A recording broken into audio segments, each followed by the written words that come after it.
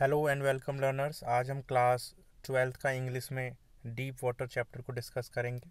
Introduction of the chapter of man and mountains जो William ओ Douglas ने लिखा है, उसमें से ये पैसेज लिया गया है, डीप वाटर। और ये एक तरीके से ऑटोबायोग्राफिकल स्टोरी है। डिस्क्लोजेज द एक्सट्रीम डिटर्मिनेशन, जो उनकी दृढ़ता दिखाती है और साहस की कहानी है। A young boy who should have surrendered, कि दो ऐसी चीज़ें होती हैं, दो ऐसे इंसिडेंट होते हैं उनकी लाइफ में। यंग बॉय जो है विलियम ओ डगलस, ठीक है। डेडली इंसिडेंट्स, जिनमें वो मरते मरते बचते हैं। But he not only overcome, लेकिन पानी का जो डर रहता है, जो वाटर से उन्हें फियर रहता है, ठीक है, वो ना सिर्फ उसको ओवरकम करते हैं बट अटेन्स मास्टरी, बल्कि उसमें बहुत माहिर भी हो जाते हैं। एक तरीके से the chapter is highly motivational, बहुत ज़्यादा प्रेरणादायक है और मोटिवेशन मिलती है इस चैप्टर से। कैरेक्टर्स की बात करते हैं तो इम्पोर्टेंट कैरेक्टर्स दो ही नज़र आते हैं। एक तो दो नरेटर हैं, विलियम डगलस अपने बारे में जो बता रहे हैं इसमें, और एक वो इंस्ट्रक्टर जो जिनसे वो सीखते हैं swimming. William Douglas is the narrator हैं, ऑथर हैं इस चैप्टर के।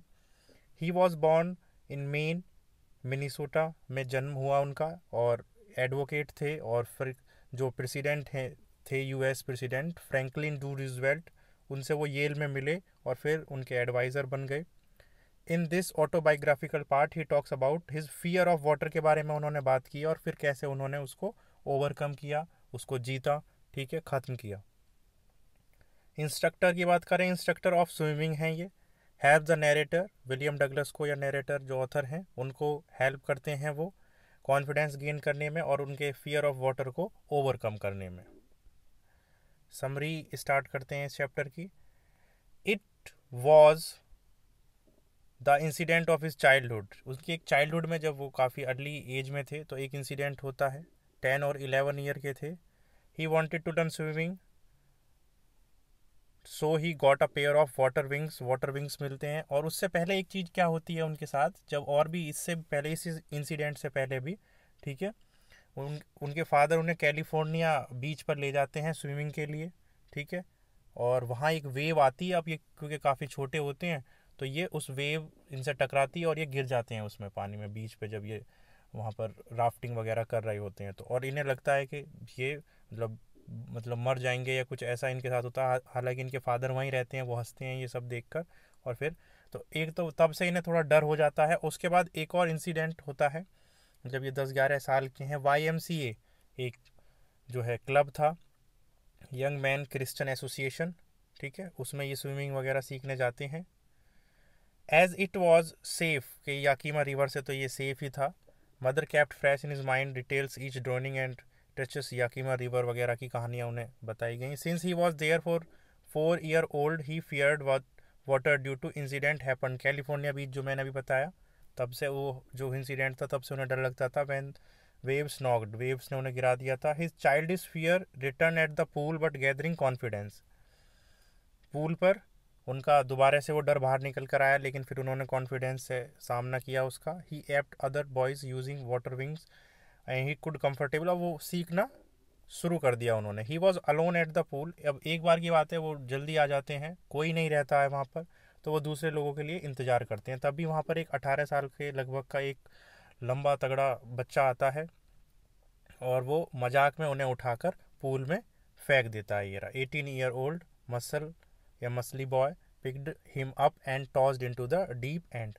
अब जहाँ ये होते हैं वहाँ तो, जहाँ ही सीखते हैं वहाँ तो बहुत कम कह रहा है वो, लेकिन वो इनको जो डीपेस्ट पार्ट होता है स्विमिंग पूल का, ठीक है, वहाँ पर फेंक देता है। और वो लगभग 9 फीट के अराउंड होता है और ये 10-11 साल के ही हैं।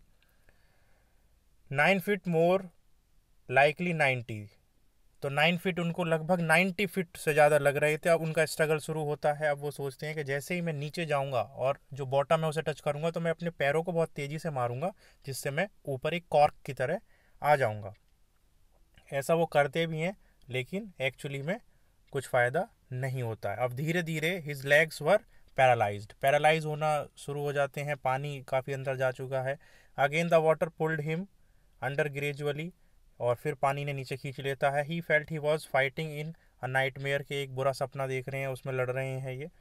और फिर उनकी जो बॉडी है उनका साथ देना जो है छोड़ देती है और वो बेहोश होने लगते हैं, getting dizzy. But he had the plan in his mind, था कि वही जब नीचे जाएंगे।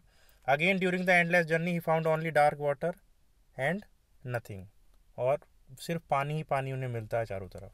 Then he was seized by a stark terror totally out of control, only he could understand scream were frozen. चिल्लाते हैं अपनी मदर के लिए भी वो, लेकिन कुछ खास होता नहीं है। Water had controlled over him completely, और पानी ने पूरी तरीके से उन पर अपना कंट्रोल कर लिया है। He called mother but nothing, mother वगैरह और उन सबको बुलाते हैं लेकिन कुछ खास होता नहीं है। And then once again his nose came out from that awful yellow water, उनकी नाक बाहर आती है, मुंह बाहर नहीं आता है। Again a journey third time every thing stopped and blackness swept over him, और मतलब अब वो बेहोशी हो गए हैं ऑलमोस्ट। फिर उनकी जब आंखें खुलती हैं तो वो वोमिट कर रहे होते हैं, ठीक है। द चैप हु थ्रो, जिस बच्चे ने उन्हें फेंका था, वो कहता है कि बस मैं तो ऐसी मजाक कर रहा था। That he was only fooling, feeling बहुत कमज़ोर और नज़र आ रहे हैं वो। ट्रैम्बलिंग ही वॉज ऑन, अब घर की तरफ चलते हैं। He couldn't eat that night, खाना भी नहीं खाया उस रात उन्होंने। His knees were wobbly and stomach was sick, वो काफ़ी बीमार थे, और पैर और उनके जो नीज हैं, स्टोमक, ये सब। After that incident he was, और फिर उन्होंने पानी को पूरी तरीके से अवॉइड करना स्टार्ट कर दिया, पानी के करीब वो नहीं जाते थे। आफ्टर फ्यू ईयर्स, कुछ सालों के बाद, he came to know about the Cascades, तो वाटरफॉल वगैरह के बारे में उन्हें पता लगा। Whenever he was wading the Tieton और बम्पिंग रिवर और bathing in warm lake of the Goat Rocks, the old terror took possession, जब भी वो ऐसा मतलब कभी नहाना या कुछ ऐसा एडवेंचर फील करने की कोशिश करते तो पुराना उनका जो फियर था वो सामने आ जाता। अब वो बोटिंग, कैनोइंग, स्विमिंग ये सब भी एंजॉय नहीं कर पा रहे थे अपनी डर की वजह से। He tried his best to overcome, उन्होंने कोशिश की अपने डर पर ओवरकम करने की, काबू पाने की, बट वो फेल रहे।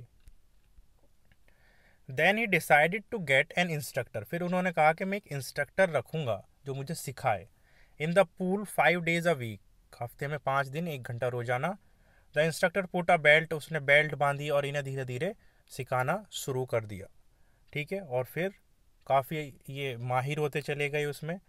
हालांकि इन्हें पुराना डर बार बार आता था। The old terror return and his leg froze, जम जाते थे, पैर, हाथ पैर काम करना बंद कर देते थे, लेकिन कंटिन्यूसली ये एफर्ट करते रहे। इट टुक 3 months, 3 महीने लग गए to slack the tension. He was taught to exhale and inhale, कैसे सांस ली जाती है, एक्सेल बाहर कैसे निकाली जाती है, inhale.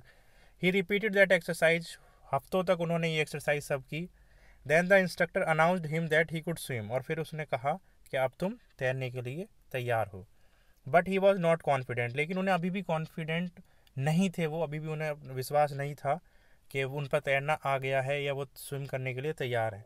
He swam the length up and down ever once wet tiny vestiges of the old terror return. He scolded crossed, फिर वो 2-3 जगह जाते हैं, जैसे ही वेंट टू लेक वेंटवर्थ जाते हैं जो कि न्यू हेम्पशायर में है, वहाँ पर तैर कर देखते हैं। 1-2 जगह और जाते हैं जैसे, ठीक है। और फिर इन्हें पूरी तरीके से कॉन्फिडेंस आ जाता है। Lastly for clearing the residential doubts, कुछ डाउट बचते हैं तो फिर वो दोबारा से he went to various lakes और रिवर्स, अलग अलग लेक्स, झीलों और रिवर्स में जाते हैं और कई माइल्स तक तैरते हैं।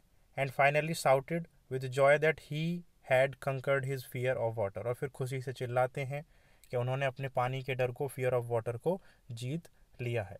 तो ये पूरा का पूरा चैप्टर था जिसमें विलियम डगलस अपने बारे में ही बता रहे हैं कि 2 इंसिडेंट होते हैं। एक तो जब वो 3-4 साल के होते हैं कैलिफोर्निया बीच पर उनके फादर के साथ होता है, जब उनको एक वेव आके टकराती है, वो गिर जाते हैं। और दूसरा जब वो YMCA पूल में सीखने जाते हैं तब फिर वो एक इंस्ट्रक्टर रखते हैं और धीरे धीरे सारी चीज़ें सही हो जाती हैं। तो बहुत ही मोटिवेशनल चैप्टर है जो हमें बताता है कि अगर हमें किसी चीज़ से डर लगता है, हमें किसी चीज़ से फियर है, जैसे आपको पब्लिक स्पीकिंग का फियर हो सकता है, आपको और बहुत सारे फियर हो सकते हैं, तो हमें उसका सामना करना चाहिए, ठीक है। उसको इम्प्रूव करना चाहिए, हार बिल्कुल नहीं माननी चाहिए, ठीक है। और एक ना एक दिन अगर हम कंटिन्यूसली लगे रहते हैं तो हम उसको ओवरकम कर ही लेते हैं फाइनली।